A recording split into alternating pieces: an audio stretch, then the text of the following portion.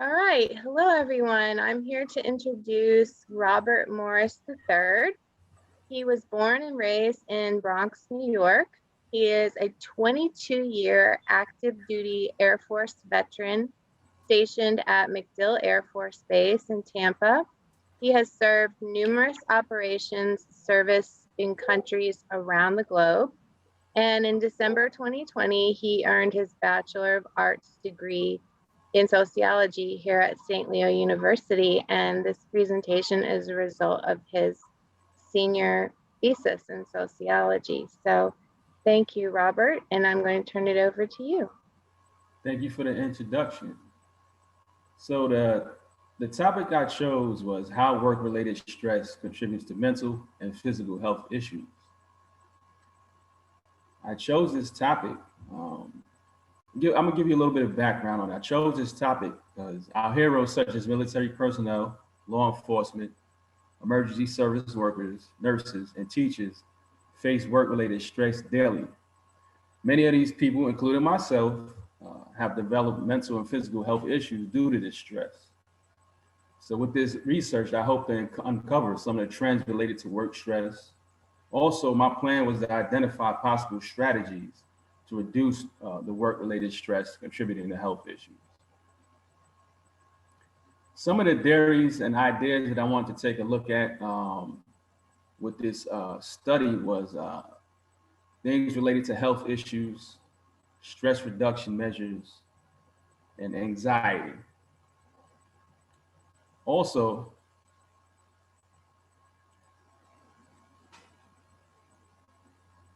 other theories that I looked at were areas stress and high demand occupations. Kind of what were some of the contributing factors to the stress, like extended work hours and sleep restriction.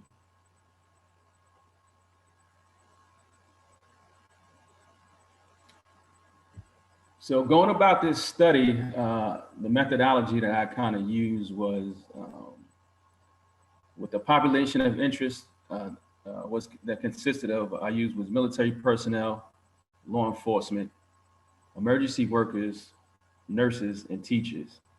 I kind of focused in on this because, like I stated before, these are high stress occupations. So I want to capture that, try to capture that information from these career fields. So I planned on soliciting volunteers from family, friends, associates within these career fields. I used the purposeful sampling method to gather the participants. And with the interviews, I conducted 10 interviews with 13 questions, averaging about 18 minutes. Some of them were short, maybe 10 minutes. A few of them went over maybe 30 minutes or so. Also, this was new to me, so I kind of did some research, and I used the transcription software to use to transcribe all of my interviews.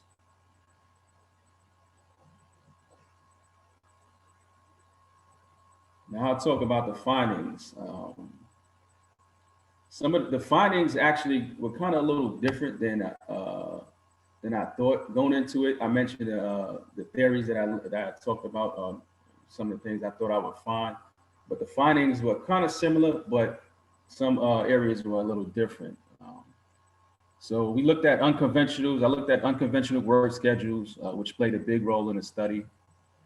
Um, I found that all but one of the respondents stated that they had worked outside of the normal Monday through Friday 9 to 5 schedule. So most of the people that I interviewed had unconventional schedules. And the most extreme case was noted by a Navy member that worked 16 hours within a 24-hour period. So this was an extreme case. Uh, he mentioned that he had worked from 8 to 4 that day, and then he had a meeting and ended up taking him from about 4 to 8 p.m. And then he said he had watches where they sit and guard uh, in a building or facility uh, for a 24-hour period. So he had watched that night from midnight to 8. So this was a pretty a long day for this individual there.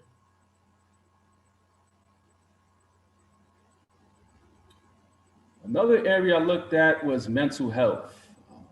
Anxiety was a common theme that I saw that was mentioned throughout the interviews. Some of the respondents mentioned that they had developed this as a result of work-related stress.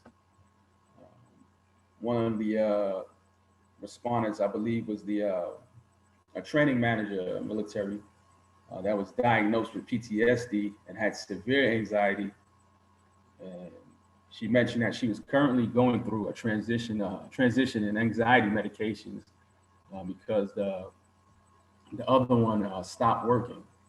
Also, I noted with in this area was the COVID-19 nurse. She worked at an actual nursing home during this period. She mentioned that when she would get to work, she would get off the elevator and hit the ground running. She would clock in and just go to work. Normally having a time to rest and relax, but as soon as she get off the elevator, her supervisor would tell her to get straight to work. She mentioned that um, it could get frustrating, and also that during this period, the COVID, like the beginning, she would see so much death, um, uh, seeing patients come and go. So that took a toll on her mental as well. One of the areas she did also mention that it was hard to deal with when someone would pass away. She would have to call the loved ones, family members, uh, by phone and tell them, say, basically, hey, your mother or your father has passed away, and to do it by phone, and they weren't able to be with their family members in their last moments. So that kind of took a toll on her, just conveying that information.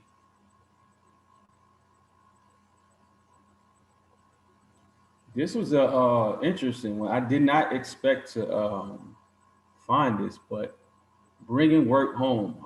This was something. This was one of the themes. Like I said, I did not expect to find this at all. For the respondents mentioned how bringing work home could disrupt family life. I actually talked to a police officer that stated, "You get caught up with doing your job so much, your job starts to affect you to the point where you bring stuff into your household. This could cause disruptions in the family life." I did an interview with two correction officers. They also mentioned that you kind of have to cool down. You have to have a cool down period because like the correction officers, they will go into they're in a prison, so they're on alert all day, and bringing that type of attitude and to the home, that can cause problems with your loved one, your children. So some of them mentioned that they would play basketball after work, or go have a drink or after work, or do something to cool off or settle down before coming home.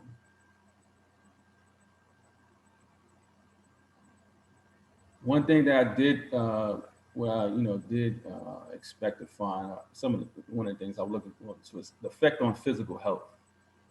8 of the 10 respondents indicated that they experienced physical health issues in some form due to work-related stress.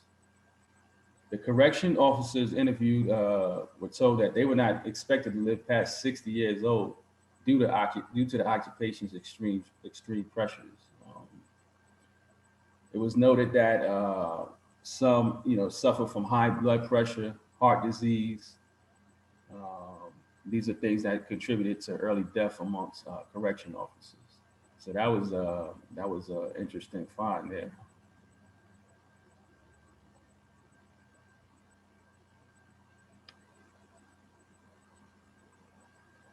What I also hope to uncover or find out was some stress reduction measures.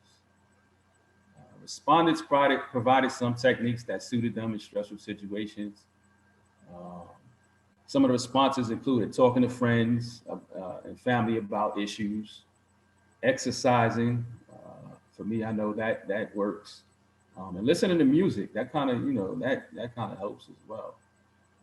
one of the military vets that I spoke with about trying to find something that could calm them down throughout the day, they mentioned that they said, and a lot of times for them, they started bringing their headphones to work. So they would listen to music where they didn't have to listen to anybody else around them and kind of get in their own zone and give them that peace.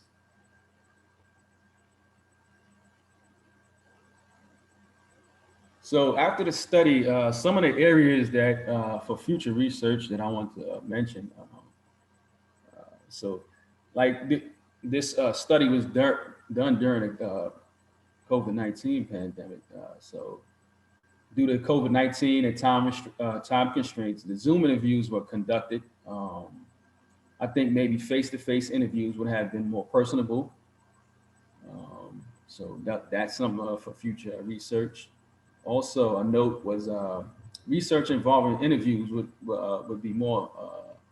be to secure additional respondents to see that the number of interviews required. That's something I learned. So we had to conduct 10 interviews, and I kind of secured about 11 people. I had one reserved, and I think 2 or 3 people reneged on me. So I had to scramble at the last minute to try to find replacements. But I'm glad that did happen because I was able to get a teacher into the study, and that was an interesting dynamic as well, getting teaching and seeing her experience during COVID-19 because she was doing the virtual schooling. That's kind of new. So I captured that piece in the research as well. Also, several of the participants. Let's see here. Lessons learned. So Dr. O'Brien definitely stressed this during the class, the course, and I would stress it as well. Set ample time aside to conduct the transcription process. That's very crucial.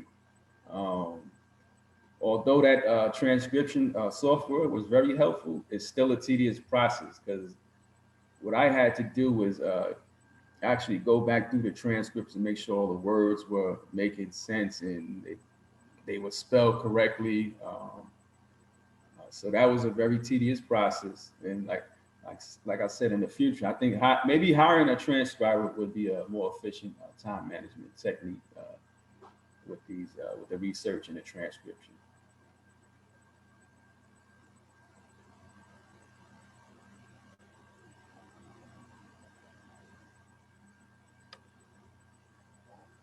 Good. Yay! Great job. I'm gonna stop the recording now.